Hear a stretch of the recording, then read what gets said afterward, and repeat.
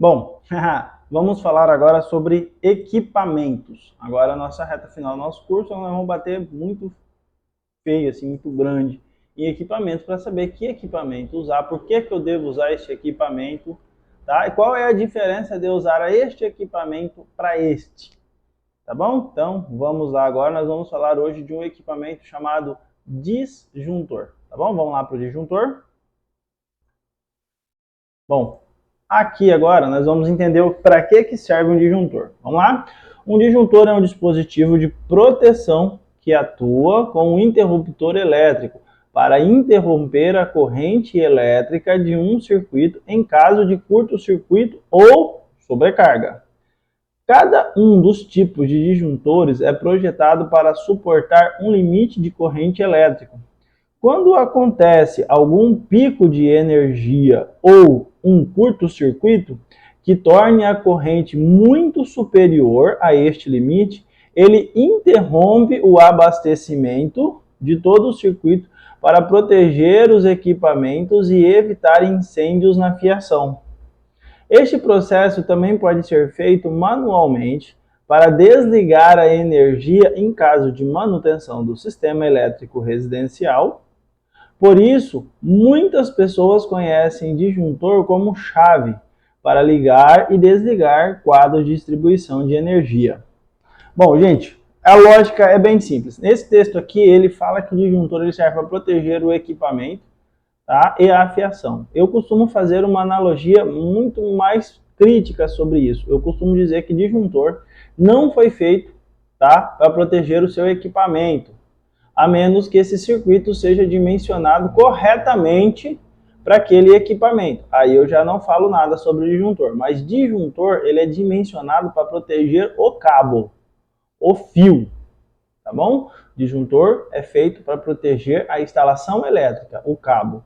Ou seja, eu nunca vou colocar um disjuntor muito grande, vamos usar essa expressão, quando o cabeamento, né, a seção nominal dele suportar menos do que a corrente nominal que o disjuntor está dizendo que ele suporta. Ou seja, eu vou pegar ali um exemplo, um cabo de 2,5, ele vai aguentar ali uma corrente de 19 amperes, mais ou menos, uma tabela pela outra. Eu nunca vou colocar um disjuntor de 32 amperes para proteger um circuito deste. Por quê? Porque até chegar aos 32 amperes, para que esse disjuntor desarme, ou seja, superior a 32 amperes, o meu condutor, o meu cabo, ele só consegue suportar 19 amperes, ou seja, antes do disjuntor desarmar, o meu cabo vai pegar fogo, ele vai sobreaquecer, tá? E aí ele vai pegar fogo. Ah, o disjuntor vai funcionar? Vai, mas aí se ele está dentro de uma tubulação, se eu tenho essa carga alta lá na final, ele vai sobreaquecer e aí ele vai juntar todos os outros cabos dentro, vai esquentar, vai derreter o isolamento, até fechar um curto dentro da tubulação ou do lado de fora, não sei. Eu costumo dizer que disjuntor só protege equipamento se for feito um circuito só para aquele equipamento e você dimensiona o disjuntor muito próximo à corrente nominal do motor. Claro, você vai sempre trabalhar com fator de serviço, tá bom? Então assim, só para deixar isso bem claro, porque você pega ali um circuito de tomada, por exemplo, no circuito de tomada da sua sala, você vai ali colocar um disjuntor e ele vai alimentar ali, ó, home theater, televisão, som, não tem ali um circuito só para aquele monte de equipamentos? Ou seja, a sobrecarga, tá, para ele atuar, ela tem que ser maior do que a corrente de todos os equipamentos, senão seu disjuntor fica desarmando. Então assim, aquele circuito foi feito para suportar tantos amperes. Então, o disjuntor está ali protegendo o cabo para que ele não superaqueça. Ele não vai estar monitorando os seus equipamentos individualmente. Vamos supor que deu um problema no seu som e ele fecha um curto-circuito por algum motivo desconhecido dentro dele. O disjuntor, na hora que a sobrecorrente chegar até ele, tá? O fio ainda vai suportar aquela sobrecorrente, mas o disjuntor vai achar aquela sobrecorrente e vai desarmar. Ótimo. Não evitou que o seu som queimasse.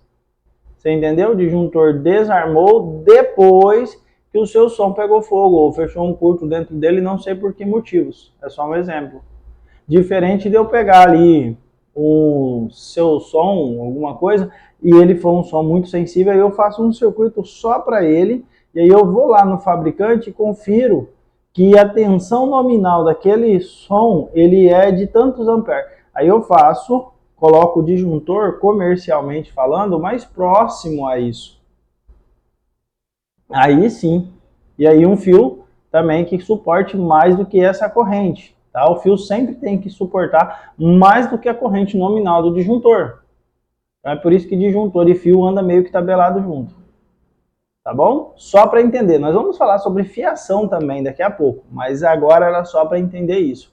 E aí o que acontece se der alguma sobrecarga nesse circuito, que é o indício de qualquer curto-circuito, ele primeiro dá uma sobrecarregada, automaticamente o disjuntor vai reconhecer. Por quê? Porque a fração ali, ó, tá muito pouca, tá quase no limite do disjuntor, ou seja, qualquer oscilação ele vai reconhecer. Tá bom? Isso é só uma observação muito inteligente a se fazer aqui. Vamos lá. Quais a diferença entre disjuntor e fusível? Tá bom? Então vamos lá. Disjuntor e fusível são equipamentos de proteção elétrica. A principal diferença entre eles é que o fusível queima quando recebe a sobrecarga e torna-se descartável. Já o disjuntor apenas desarma e pode ser acionado novamente quantas vezes for necessário. Isso acontece porque o fusível é um dispositivo mais simples, com apenas um filamento interno que rompe, bloqueando totalmente a passagem da corrente para o curto-circuito. Já o disjuntor apenas interrompe temporariamente essa, permitindo que o sistema seja reacionado em seguida. Bom, fusível, disjuntor, isso aí é bem simples, não tem muito o que falar. Fusível, aqui no meio dele passa um condutor, né? Que ele é específico para aguentar uma quantidade de corrente, ou seja, passou mais do que isso, ele rompe, e aí basicamente você pode pegar a escarinha e jogar fora. O disjuntor, ele faz aqui o acompanhamento térmico dele, e aí, acionando, chegando àquele limite, ele tem um gatilho, tá? Que vai fazer com que uma mola desarme ali dentro e que ele acabe desarmando mesmo o disjuntor. Então é uma mola de ação rápida, como se fosse um gatilho de uma arma, vamos chamar assim, entendeu?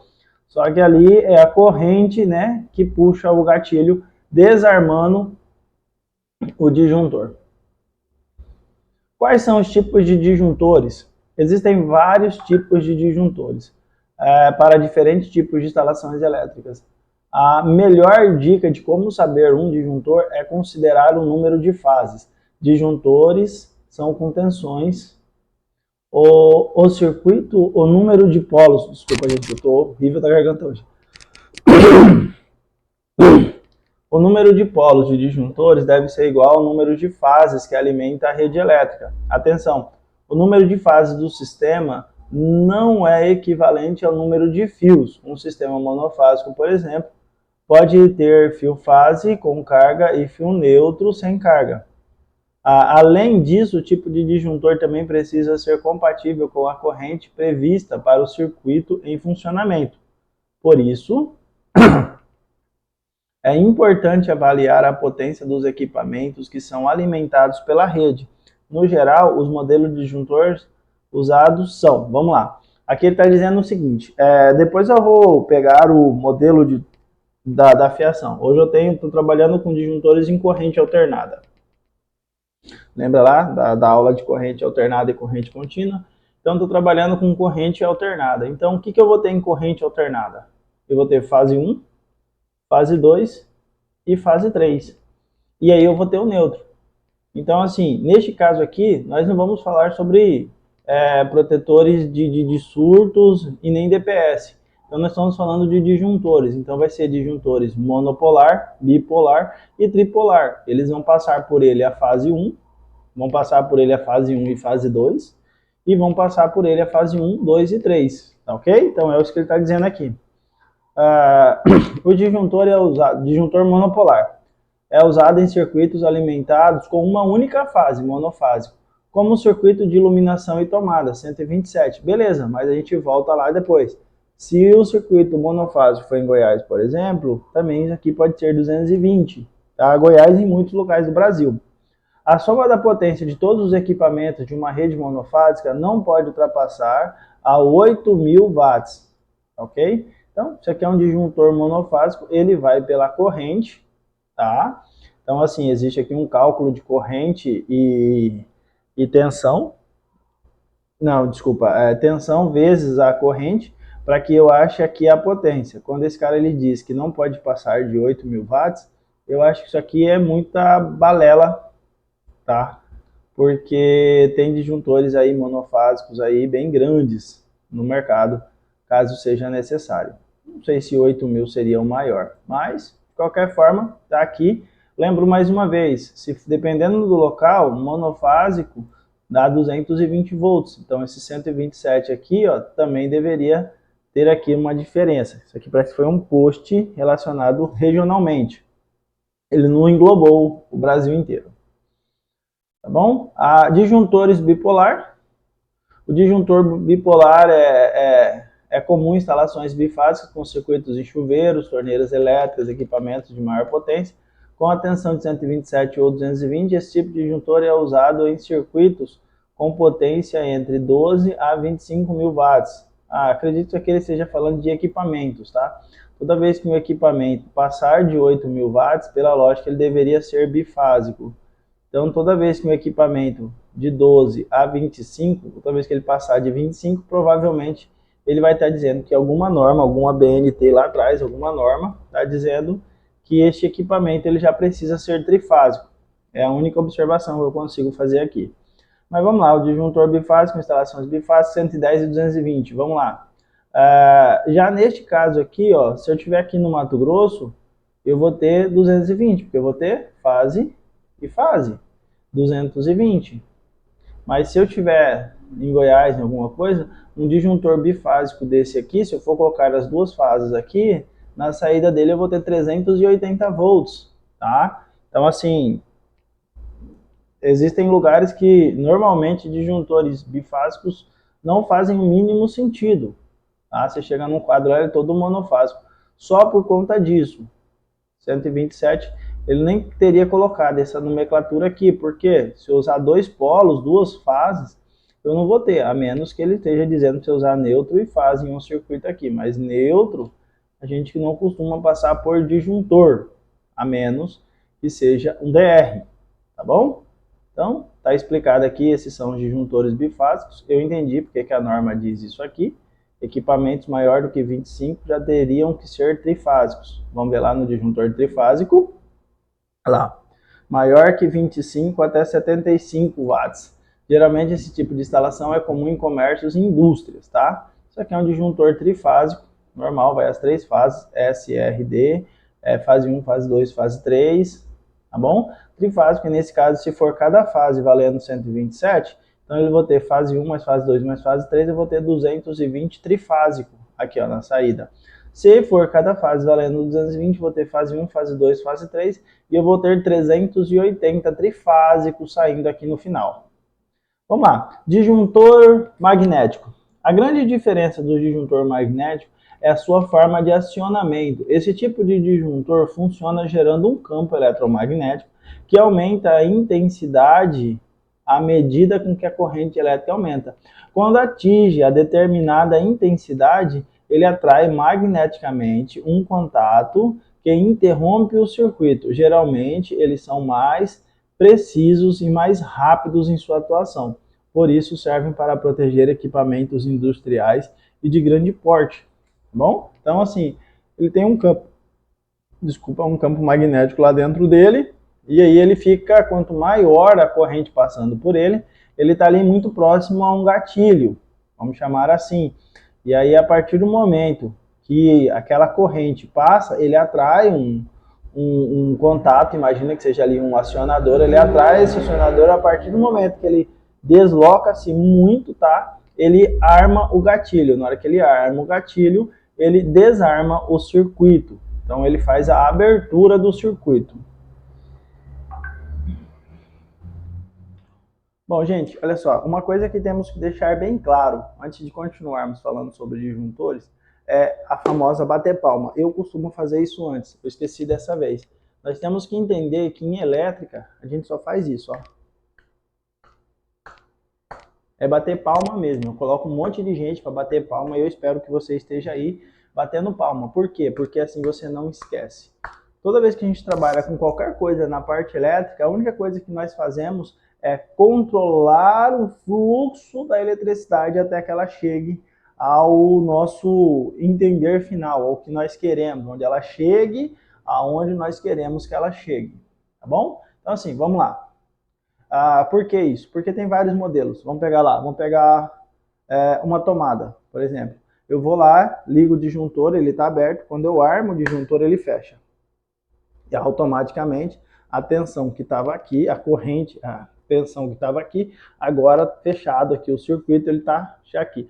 Quando um disjuntor desarma, ou eu desarmo ele manualmente, ele faz isso. Ou seja, a corrente daqui não chega mais aqui. Ou seja, eu tenho uma interrupção de corrente. Então, tudo vai trabalhar com fechado e aberto.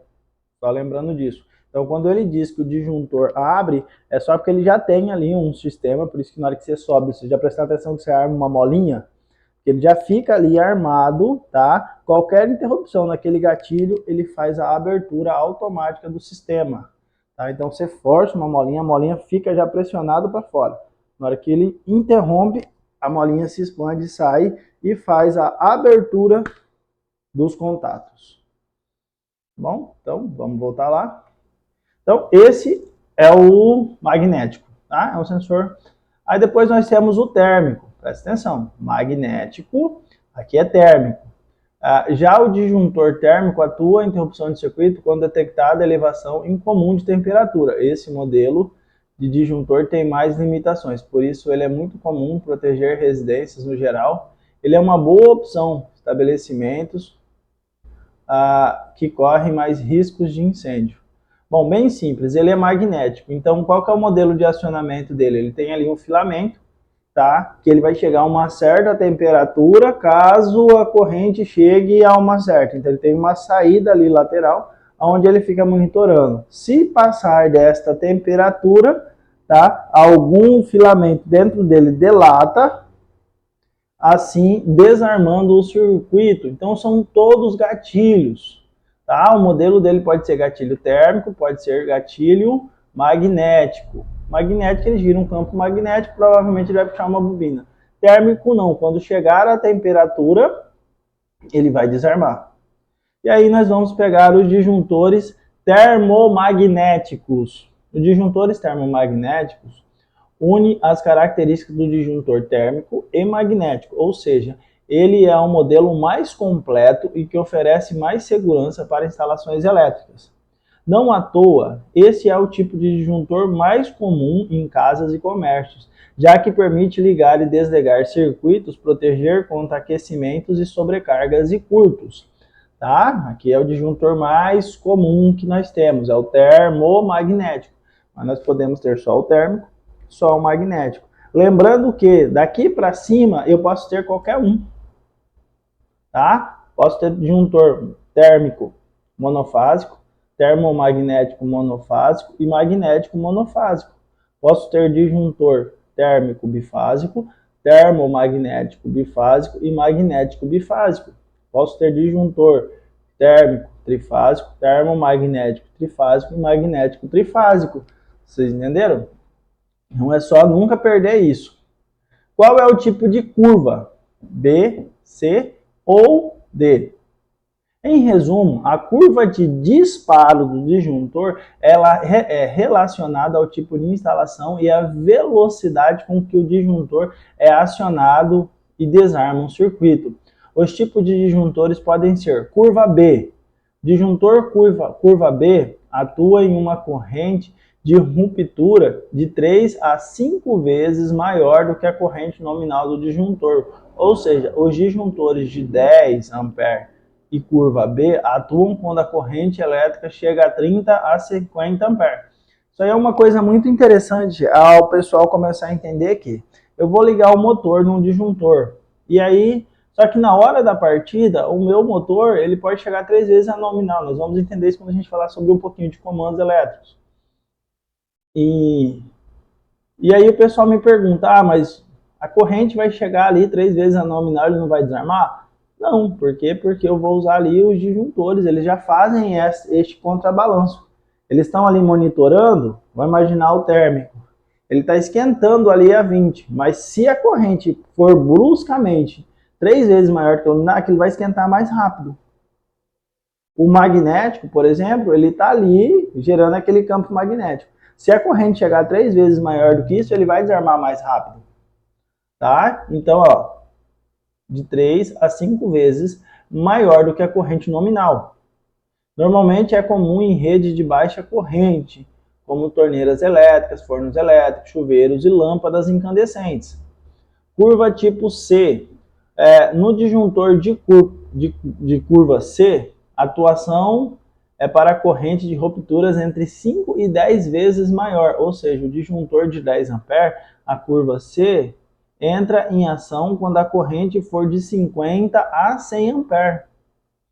Ele é utilizado para proteger cargas de média corrente, como ar-condicionado, sistemas de comando e circuitos de iluminação, máquinas de lavar, roupas e lâmpadas fluorescentes. A curva D, por fim, o disjuntor de curva D atua com corrente de rupturas entre 10 a 20 vezes maior do que a sua corrente nominal, ou seja, o disjuntor de 10 A e curva D atuará quando a corrente chegar entre 100 a 200 A. Esse tipo de disjuntor serve principalmente em circuitos industriais e aparelhos que exigem grandes cargas, como transformadores. Apenas as diferenças entre os disjuntores,